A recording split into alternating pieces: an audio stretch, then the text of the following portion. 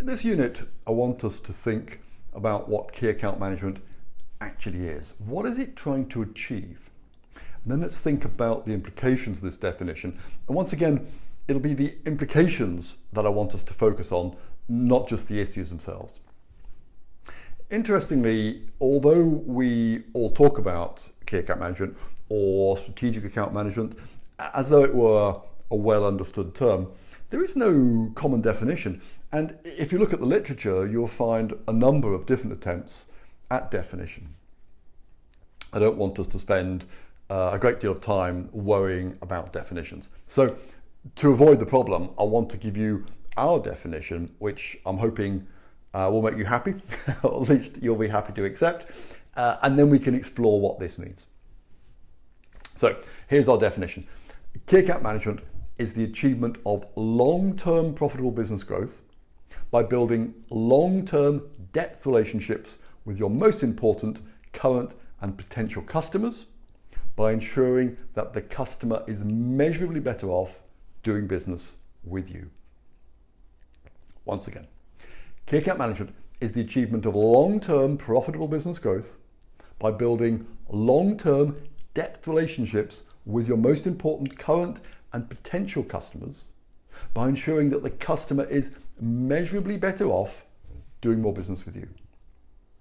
Profitable business growth, long-term, depth relationship, and the customer is measurably better off. These are the key issues.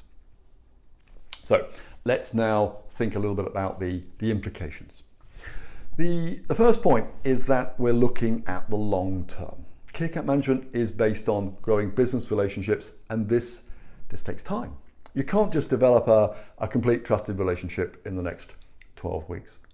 The really big wins with key customers tend to be the result of long-term work, depth understanding leading to insight and to opportunities combined with a developing trusted relationship. And again, this takes time.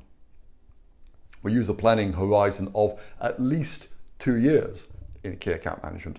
This might be a surprise to many senior managers who expect to see significant results within just a few short weeks of a new initiative. When we define key account management as the process of long-term profitable growth, then immediately we differentiate key account management from selling.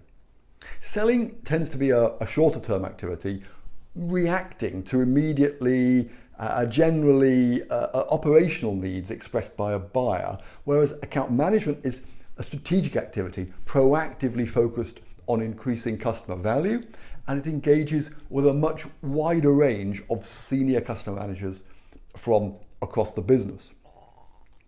A common problem is that far too many, again, frankly, senior managers make the mistake of assuming that selling and key account management are one and the same, that key account management is just selling to big customers. And this is completely wrong. It's not that one is right and one's wrong or one's better, it's just that they're different.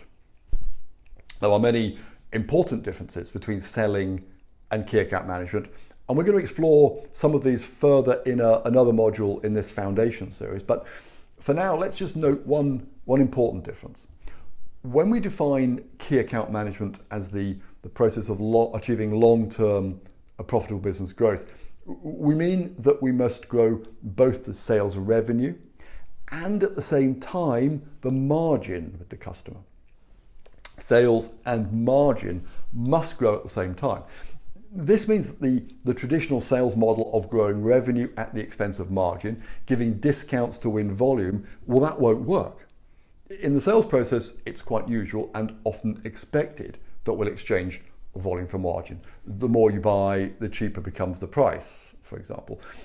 But key account management requires us to grow both revenue and margin simultaneously. If we don't, well, we can't survive very long, and we certainly won't be able to develop a long-term profitable growth, because account management is not about giving discounts or cutting the price to win more volume. And this is a very significant point, and as I say, we're going to return to this on more detail when we talk about strategic growth planning. So what this all means is that key account management is not a sales strategy, but rather it's part of the overall business strategy. And because of this, it has to include contributions from other departments and other managers right across the business. It's not exclusively a sales responsibility. Well, I'll leave you now to think about some of these issues and to make your own notes in the workbook. And then when we return, we'll talk about this challenge of key account value versus price.